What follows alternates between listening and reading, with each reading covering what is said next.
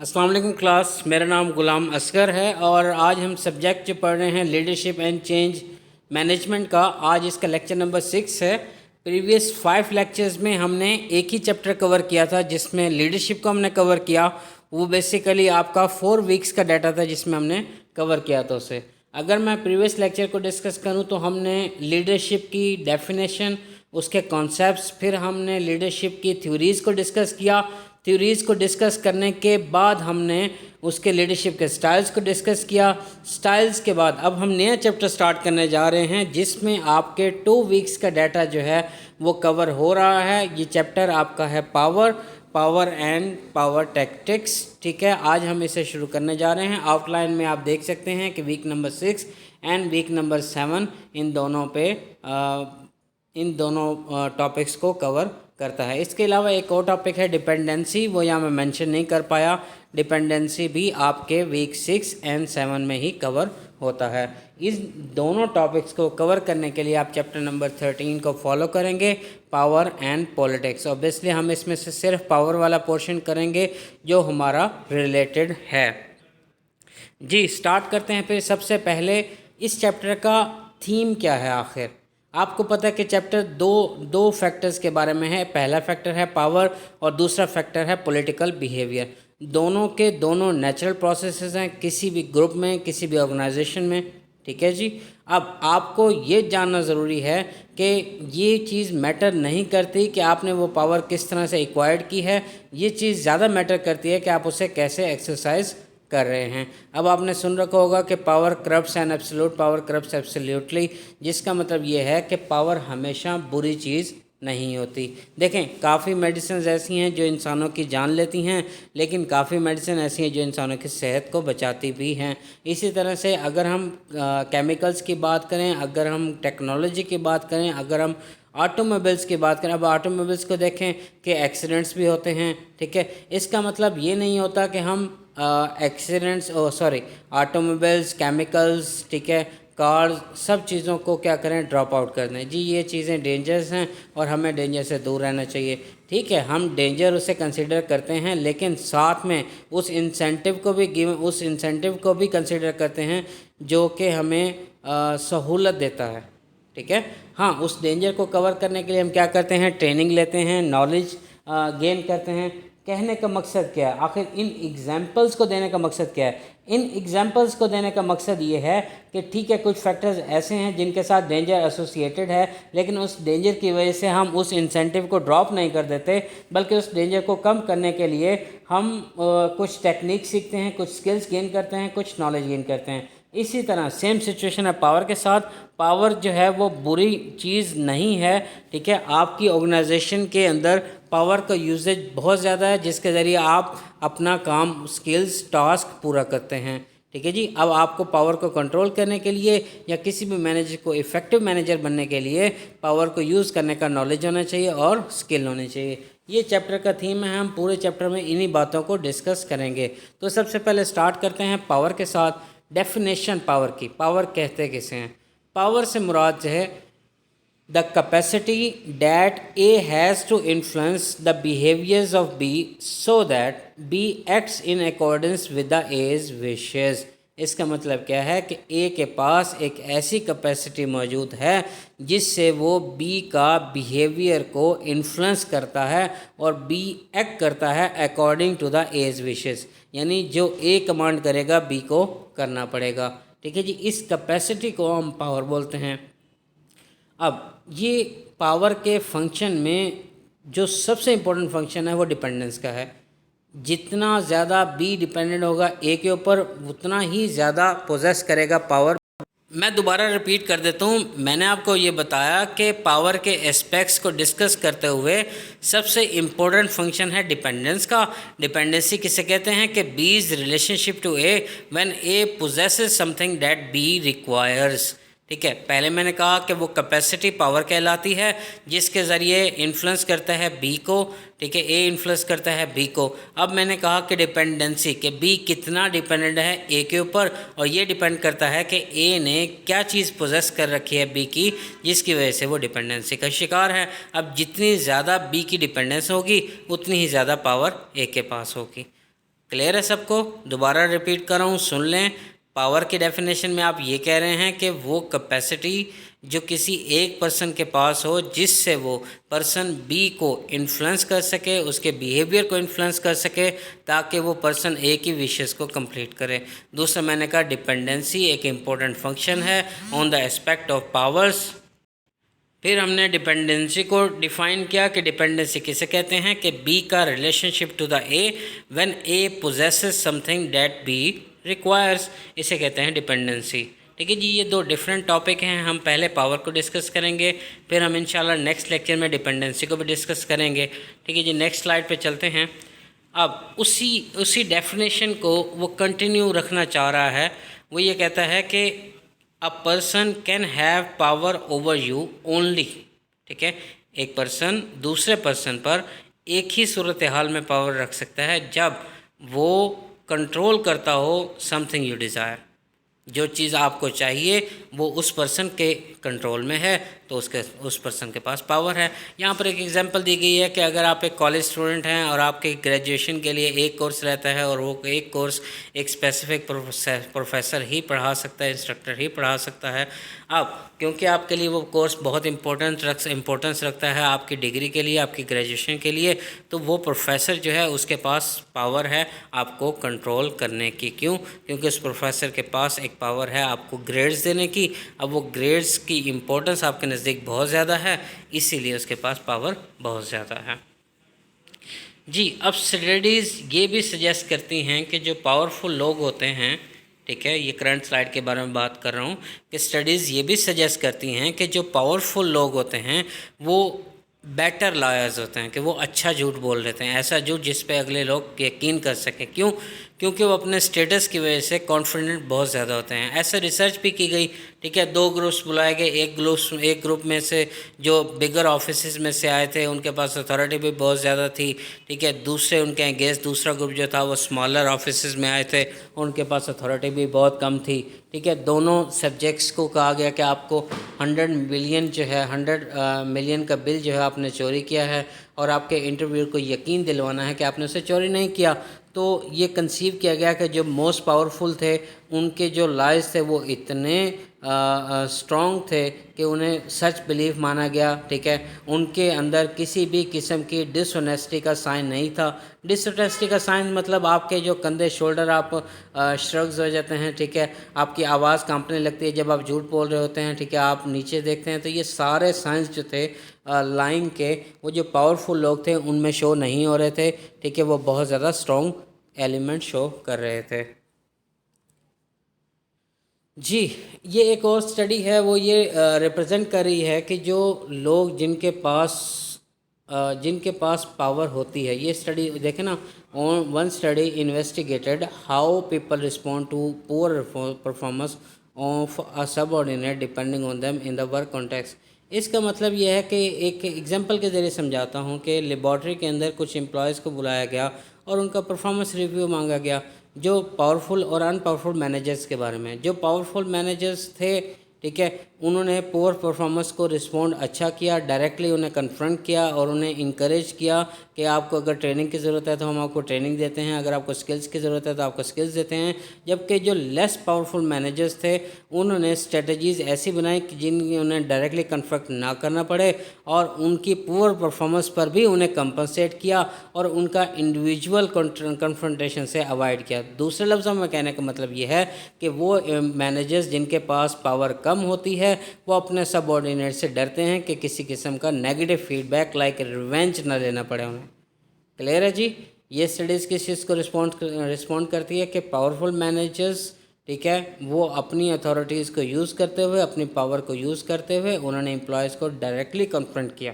ठीक है, जबकि जो लेस पावरफुल मैनेजर्स थे उन्होंने उन्हें कन्फ्रंट नहीं किया बल्कि उन्होंने अवॉइड किया और इवन के उन्होंने नेगेटिव परफॉर्मेंस को भी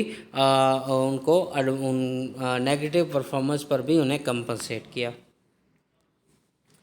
जी। ये कंट्रास्ट कर रहा है, ठीक है, उनका कंपैरिजन कर रहा है लीडरशिप का और पावर का। दोनों के फैक्टर्स मेंशन हैं, एक नज़र देख लेते हैं जी। लीडरशिप के अंदर देखें, focuses on the goal achievement, require goal compatibility and with the followers. Focuses influence downward. आपने जितनी भी लीडरशिप की थ्योरीज डिस्कस की, उन थ्योरीज में यही बातें डिस्कस की थी कि आपके फॉलोअर्स आपके आउटकम को किस तरह से कंप्लीट करते हैं, आपके किस स्टाइल को फॉलोअर्स अच्छा फॉलो करते हैं, आप पे किस्मेटिक लीडरशिप है, आपके अंदर ट्रांजैक्शनल है, ठीक है, आपके अंदर कौन सा लीडरशिप स्टाइल है, उस पर बेसिस करता था। जबकि पावर को देखें, पावर के अंदर क्या है कि आप मीन्स को यूज़ करते हैं, ज़राए यूज़ करते हैं, आप उनकी पोजेशंस को यूज़ करते हैं उनको गोल्स को अचीव करने के लिए, फिर अपने फॉलोअर की डिपेंडेंसी को रिक्वायर करते हैं, फिर आप उनसे अपवर्ड इन्फ्लुएंस यूज़ करते हैं। अब रिसर्च फोकस, यानी आजकल कौन से एस्पेक्ट पर रिसर्च की जा रही है, कौन सा एस्पेक्ट ऐसा है जिस पर मज़ीद एलेबोरेट करने की ज़रूरत है, जिसे एक्सप्लोर किया जा रहा है। लीडरशिप के अंदर आपके लीडरशिप स्टाइल्स और रिलेशनशिप विद द फॉलोअर्स दोनों, क्योंकि बिहेवियर बेस्ड हैं और बिहेवियर पे टाइम टू टाइम स्टडीज़ चलती रहती हैं। दूसरा है पावर। पावर में रिसर्च का फोकस आजकल वो पावर टैक्टिक्स हैं जो कि आपके पावरफुल मैनेजर्स, जो लीडर्स यूज़ करते हैं दूसरों पर कंट्रोल हासिल करने को, इन पे रिसर्च की जा रही है। नेक्स्ट है जी basis of power. Basis of power से मुराद कि ये जो मैं बार बार कह रहा हूँ कि पावर एक कैपेसिटी है, पोटेंशियल है, वह सवाल ये है कि वो पावर आती कहाँ से, ठीक है। एक इंडिविजुअल या ग्रुप जो है वो किस तरह से इन्फ्लुएंस कर सकता है दूसरों को, इन सब चीज़ों के आंसर्स आपको मिलेंगे दो जनरल ग्रुपिंग्स के अंदर। यानी हमने इनके दो ग्रुप्स बना दिए हैं, एक है फॉर्मल पावर और दूसरा है पर्सनल पावर। फॉर्मल पावर को हमने फिर ब्रेक डाउन किया कोरेसिव पावर में, रिवॉर्ड पावर में और लेजिटिमेट पावर में, जबकि पर्सनल पावर को हमने फिर एक्सपर्ट पावर और रेफरेंट पावर में उसको कन्वर्ट कर दिया। अब हम वन बाय वन इन दोनों एस्पेक्ट्स को डिस्कस करेंगे और इस पर डिस्कशन करेंगे। आज का टॉपिक जो है वो बेसिस ऑफ पावर पे ही ख़त्म हो जाएगा। देखते हैं जी फॉर्मल पावर किसे कहते हैं। फॉर्मल पावर कहते हैं कि आपका ऑर्गेनाइजेशन के अंदर कौन सी अथॉरिटी, आप जनरल मैनेजर हैं, आप असिस्टेंट मैनेजर हैं, आप सुपरवाइज़र हैं, आप एडमिन मैनेजर हैं, आप प्रोडक्शन मैनेजर हैं, आपकी अथॉरिटी क्या, आपकी इंडिविजुअल की पोजीशन क्या है ऑर्गेनाइजेशन के अंदर, इसे फॉर्मल पावर कहते हैं। मैंने आपको बताया कि फॉर्मल पावर को मज़ीद तीन तरह के एबिलिटीज़ से फॉर्मल पावर आती है। एक है कोरेसिव, ठीक है, पावर, दूसरा है रिवॉर्ड पावर और तीसरी है आपकी फ्रॉम फॉर्मल अथॉरिटी भी कह सकते हैं, उसे लेजिटिमेट पावर भी कहते हैं। कोरेसिव पावर को देखते हैं। कोरेसिव कहते हैं किसी से ज़बरदस्ती काम करवाने को। अब कोरेसिव पावर डिपेंड करती है फेयर पर, नेगेटिव रिजल्ट पर, फ्रॉम फेलिंग टू कंप्लाई। यानी आप अपने एम्प्लॉयज़ को ये इम्प्रेशन देते हैं कि अगर जो टास्क आपने उनको असाइन किया है, अगर उन्होंने उस टास्क के अकॉर्डिंग एक्ट ना किया तो उसके नेगेटिव रिजल्ट्स हो सकते हैं, ठीक है जी। आप उसको आप थ्रेट्स देते हैं, ठीक है, आप उसको rest on application, threats of application, physical sanctions, ठीक है, such as infection of pain, आप उसे ज़ख्मी करने का डर देते हैं, फ्रस्ट्रेशन देते हैं, स्ट्रेस में डाल देते हैं, आप रिस्ट्रिक्शन ऑफ मूवमेंट कर सकते हैं, ठीक है। Controlling by force of basic psychological और सेफ्टी नीड्स, इसे कहते हैं कोरेसिव पावर। यानी कोरेसिव पावर में आपको दो वर्ड यूज़ करना है, थ्रेट एंड फेयर। उनकी बेसिस पर अगर आप किसी पर पावर रखते हैं तो उसे कोरेसिव पावर कहेंगे। यहाँ पर एक एग्जांपल दी गई है, कहता है ऑर्गेनाइजेशन लेवल की एग्जांपल है कि अगर ए के पास कोरेसिव पावर है बी के ऊपर, तो ए जो है वो बी को डिसमिस भी कर सकता है, सस्पेंड भी कर सकता है, उसे डीमोट भी कर सकता है, ठीक है। किन बेसिस पर, कि जब ए एज्यूम करेगा कि बी ने वो टास्क अंजाम नहीं दिए गए जो उसे असाइन किए गए थे। अब ए असाइन करता है बी को कुछ ऐसी एक्टिविटीज़ जो उसके लिए अनप्लेजेंट हों या फिर उसे इन मैनर्स में ट्रीट कर रही हों जो कि एम्बैरेसिंग हो, ठीक है, तब ये कहा जा सकता है कि A possessive coercive power over B. अब coercive power also come from withholding की इन्फॉर्मेशन। अगर कुछ आपके पास की इन्फॉर्मेशन मौजूद है किसी पर्सन के बारे में, तो उस स्पेसिफिक पर्सन से आप अपनी डिज़ायर्स के मुताबिक काम ले सकते हैं, ये भी कोरेसिव पावर में ही आता है। नेक्स्ट है जी रिवॉर्ड पावर।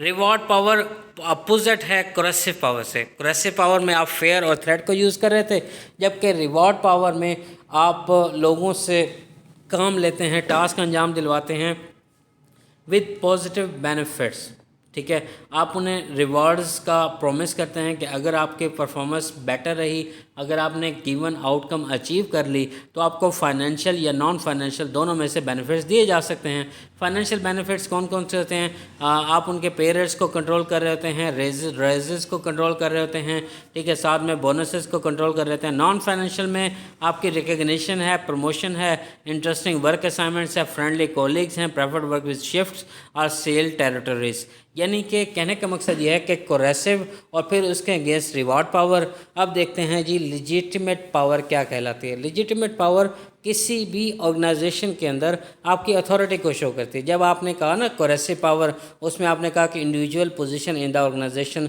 सेम सिचुएशन इनके पास है, लेकिन यहाँ पर आपके पास एक फॉर्मल अथॉरिटी है to control and use the organisation resources based on the structure position in the organisation. देखें, आपके पास जो पोजीशन है ऑर्गेनाइजेशन के अंदर, अगर आप सीएफओ हैं या चेयरमैन हैं, तो आप पावर रखते हैं पूरी ऑर्गेनाइजेशन के अंदर।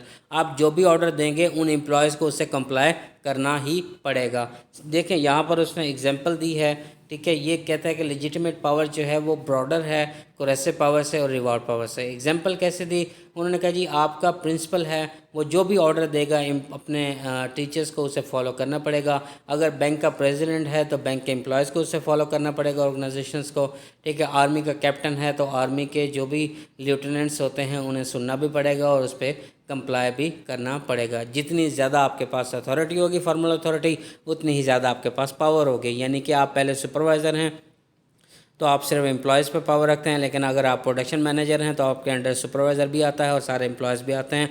फिर अगर आप जो है जनरल मैनेजर हैं, आपके अंदर प्रोडक्शन मैनेजर भी आएगा, आपके अंदर आप बहुत से मैनेजर, दूसरे एडमिन मैनेजर या फिर दूसरे मैनेजर्स भी आएंगे।